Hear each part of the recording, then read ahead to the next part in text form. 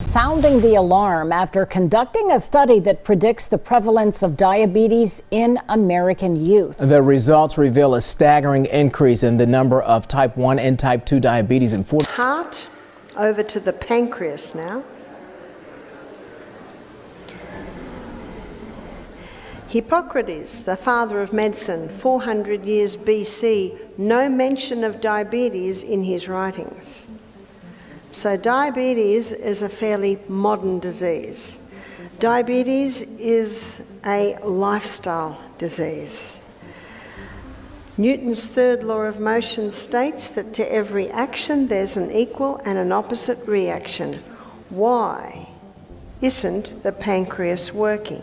That's what we should be asking. About 537 million adults aged 20 to 79 are currently living with diabetes. That's roughly 1 in 10. This number is expected to jump to 643 million by 2030 and hit 783 million by 2045. A significant majority, over 75%, of those with diabetes are in low and middle income countries. As Proverbs 26 verse 2 states, the curse causeless shall not come. There is a reason. There is a reason why pancreases are not working. Now the pancreas's, one of its main roles is to release two hormones. One is insulin, that gets the blood sugar down. The other hormone is glucagon, and that gets the blood sugar level up. Now the meal that you had tonight, because it's high in fibre, I think everything had fibre, generous proteins, there's your legumes and some great fats, it gives a slow, sure, steady release of glucose, of nutrients. And that allows the pancreas to just release the insulin as it's needed. That's what every cell in the body wants, and that's what our pancreas wants. The pancreas plays a crucial role in regulating blood sugar levels by releasing two key hormones, insulin and glucagon. Insulin is released when blood sugar levels are high, like after a meal. Its main job is to lower blood sugar by helping glucose enter cells for energy or storing it as glycogen in the liver and muscles. This keeps blood sugar stable and prevents it from getting too high. On the other hand, glucagon is released when blood sugar drops too low. Its primary role is to raise blood sugar by converting glycogen back into glucose in the liver, which then enters the bloodstream. This process helps prevent low blood sugar and ensures the body has enough energy, especially between meals. These two hormones work together in a feedback loop to maintain balanced blood glucose levels. When insulin lowers blood sugar, glucagon kicks in to raise it when needed. This balance is essential for overall metabolic health and energy regulation. When the pancreas isn't functioning properly, like in diabetes, the regulation of these hormones can be affected. In type 1 diabetes, the body can't produce enough insulin due to the autoimmune destruction of insulin-producing cells. In type 2 diabetes, the body may produce insulin but not use it effectively, leading to high blood sugar levels. So your baseline is 55. So all your berries sit at about 26. Grapefruit, it sits at 25. So for the diabetic, these are good fruits because they're low GI. They're a lovely, slower delivery of fuel. Whereas bananas, they sit up here somewhere. So where does sugar sit? Sugar sits at 59. Where does white bread, white pasta, white cereal, it sits at 69 because of the amylopectin starch in it. What about whole wheat? Whole wheat bread, whole wheat cereal, it sits at 72. How could that be? Well, because the whole wheat isn't refined, it's got more amylopectin A in it. And it's the amylopectin A that gets the blood sugar level up. Now, absolutely, whole wheat bread is superior to white because it's got fibre, it's got your B vitamins. But in regard to the diabetic who's watching their blood glucose levels, they need to eliminate wheat. Totally. According to Barbara, meals high in fiber, protein from legumes, and healthy fats lead to a slow, steady release of glucose, allowing the pancreas to release insulin as needed. This balance is essential for maintaining stable blood sugar levels. However, many people consume a high-carb diet that results in a rapid influx of glucose, particularly from refined sugars and grains. Notably, wheat can elevate blood sugar levels even more than refined sugar. In the 1950s, wheat underwent extensive crossbreeding to increase yields, aiming to address hunger crises in various regions. This hybridized wheat produces significantly more grain and alters its starch structure, which can negatively affect blood sugar regulation. The starch known as amylopectin A can cause spikes in blood sugar higher and faster than sugar itself. In contrast, other starches like amylopectin B, found in bananas and potatoes, result in a more gradual rise. Beans and legumes contribute to a steady increase and decrease in blood sugar, which supports energy regulation. The glycemic index, GI, measures how quickly glucose from foods enters the bloodstream, making it a crucial tool for diabetics. Foods like berries and grapefruit have low GI scores, while sugar, white bread, and even whole wheat products tend to have higher scores, indicating a quicker release of glucose. Many individuals are unaware of how wheat impacts blood sugar levels, complicating dietary choices. This issue is significant, given that wheat is a major crop and part of a large industry. To manage diabetes effectively, focusing on low glycemic index foods and eliminating wheat from the diet is advisable. Diabetes, go for the low glycemic index foods. It's not easy. It's easy. I meant to say it's not hard to get a glycemic index. You can Google that. It's a matter of having berries for breakfast instead of banana. It's as simple as having a sweet potato instead of potato. Having your whole grains, eliminating the wheat. Low GI foods. A low glycemic index, low GI diet, is an eating plan focused on how foods affect blood sugar levels. The glycemic index ranks foods on a scale from 0 to 100, with low GI foods having a minimal effect on blood sugar. The main purpose of a low GI diet is to choose foods that are less likely to raise blood sugar levels. People might follow this diet to lose or maintain weight, plan healthier meals, manage diabetes, or reduce the risk of diabetes and heart disease. Low GI foods include green vegetables, most fruits, and raw carrots. Medium GI foods include sweet corn, bananas, and multigrain bread. High GI foods, which are generally avoided, include white rice, white bread, and potatoes. Studies have shown that low GI diets can be helpful for weight loss, lowering blood pressure and cholesterol levels, and improving diabetes management. However, the overall nutritional quality of food may be more important than the GI value alone. Following a low GI diet can support healthy weight management and diabetes control. It can also serve as one tool among many for making healthier food choices, emphasizing the importance of a varied diet rich in fruits, vegetables, whole grains, and lean proteins.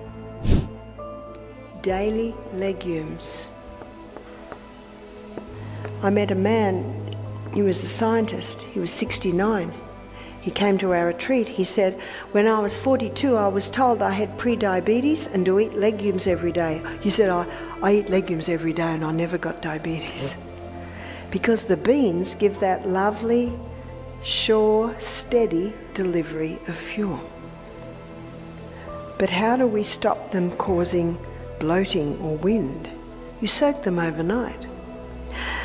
And then you rinse them very well, and then you bring them to the boil. Have you seen all the froth that comes on? You know what that is? Wind. You got to rinse it away. What I do is when my beans are 3/4 cooked, I rinse them again. And then I put my beans into a delicious sauce. And then you will not have that problem. They'll be a lot easier to digest. When I first married my husband 24 years ago, he could handle lima beans, he could handle red lentils, he could not handle brown lentils, and he could not handle kidney beans. So what I did is at the meal I'd give him a teaspoon. That didn't cause a problem. A few days later, 2 teaspoons. Within a couple of weeks, 3 teaspoons. He can now handle them all. So sometimes if there are some you can't handle and they're even well soaked and rinsed, just start slowly and introduce yourself to them. As we looked at when we looked at the liver, the legumes are only 1/3 the carbohydrate that you will find in your grains. Number 3. According to Barbara O'Neill, incorporating legumes into the daily diet can be beneficial. She shared an example of a 69-year-old scientist who, after being advised to eat legumes daily at age 42, successfully avoided diabetes. Legumes provide a steady source of energy, but some people may experience bloating. It's recommended to soak legumes overnight and rinse them thoroughly before cooking. When boiling, it's important to discard the froth that appears, as it contains substances that can lead to gas. Rinsing the beans again when they are nearly cooked can also help. To make legumes easier to digest, pairing them with a flavorful sauce can be effective. Barbara mentioned her husband, who initially struggled with certain types of beans. By starting with small amounts and gradually increasing the portion, he became able to enjoy all kinds of legumes. Legumes, which include beans, lentils, peas, and peanuts, offer numerous benefits for individuals with diabetes. They have a low glycemic index, GI, typically ranging from 10 to 40, meaning they do not cause rapid spikes in blood sugar levels after consumption. The low GI of legumes is attributed to their high fiber and protein content, which slows down the digestion and absorption of carbohydrates. Legumes are an excellent source of dietary fiber, with 1 cup providing around 12 to 16 grams. The fiber in legumes helps slow down the absorption of carbohydrates, leading to more gradual increases in blood sugar levels. Additionally, fiber promotes feelings of fullness, aiding in weight management and reducing the risk of overeating. As a plant-based source of protein, legumes are a valuable addition to a diabetes-friendly diet. Protein helps with blood sugar control by slowing down carbohydrate absorption and contributing to feelings of fullness. This combination can be particularly beneficial for managing hunger and overall calorie intake. Studies have shown that incorporating legumes into the diet can lead to significant improvements in glycemic control in individuals with type 2 diabetes. One study found that a diet emphasizing legume consumption resulted in a 0.5% reduction in HbA1c, a measure of long-term blood sugar control, compared to a diet high in wheat fiber. Regularly consuming legumes may help lower the risk of diabetes-related complications, such as heart disease and high blood pressure. The fiber, protein, and low GI of legumes contribute to their cardioprotective effects, making them an important part of a balanced diet for those with diabetes. Legumes are versatile ingredients that can be incorporated into various dishes, such as soups, stews, salads, and dips. They are also an affordable source of nutrients, making them accessible to people with diabetes. To incorporate more legumes into your diet, consider adding them to soups and salads, using them as a base for vegetable burgers, or enjoying hummus made from chickpeas as a snack. There are some things that must stop. What must stop is wheat. What must stop is refined sugar. Now, if someone's looking at conquering diabetes, initially they also need to eliminate all your healthy sugars, like your palm sugar, your maple syrup, and honey. So they need to be stopped until the pancreas is starting to recover. And it can recover. One young man named Dan did our program. He was type 1 diabetes. He got diabetes after a strong course of antibiotics at the age of 15. He's now 19. He said, my specialist said my pancreas is dead. I said, is it gangrene? What's dead? I said, if there is blood going through your pancreas, it's not dead. The life of the flesh is in the blood. So he began to do this. Another thing is no wheat, no caffeine, and no refined sugar and no caffeine. Caffeine can actually get an insulin response, so that has to be stopped. When he came to our retreat, he ate only low glycemic foods. He had legumes every day. Number 3 focuses on the elimination of certain foods to manage diabetes effectively. It's crucial to stop consuming wheat, caffeine, and refined sugars. For those trying to conquer diabetes, it's also important to eliminate healthier sugars like palm sugar, maple syrup, and honey until the pancreas begins to recover. So why should people with diabetes avoid these foods? Refined carbohydrates and added sugars are significant concerns. White bread, pasta, and rice are high in refined carbs that can quickly spike blood sugar levels, while sweets, desserts, and sugary beverages provide empty calories and can dramatically raise blood sugar. Choosing whole grain options and limiting added sugars is essential. Saturated and trans fats also pose risks. Fried foods, fatty meats, and high-fat dairy products contain saturated fats that can increase LDL cholesterol levels, raising the risk of heart disease for those with diabetes. Processed snacks and baked goods often include unhealthy trans fats, which further impact heart health. Sodium intake is another factor to consider. Foods like canned soups, processed meats, and salty snacks can worsen complications such as high blood pressure. Reducing sodium is particularly important for individuals with both diabetes and hypertension. Alcohol consumption should be approached cautiously. Beer, wine, and liquor can interact with diabetes medications and lead to low blood sugar. If consumed, it should be done in moderation, particularly if blood sugar levels are well controlled. The focus should be on nutrient-dense whole foods like vegetables, fruits, whole grains, lean proteins, and healthy fats. Limiting refined carbs, added sugars, unhealthy fats, and sodium is crucial for effective diabetes management and reducing the risk of complications. Portion control and working with a healthcare team to create a personalized eating plan are also important. He started to drink more water. Hydration.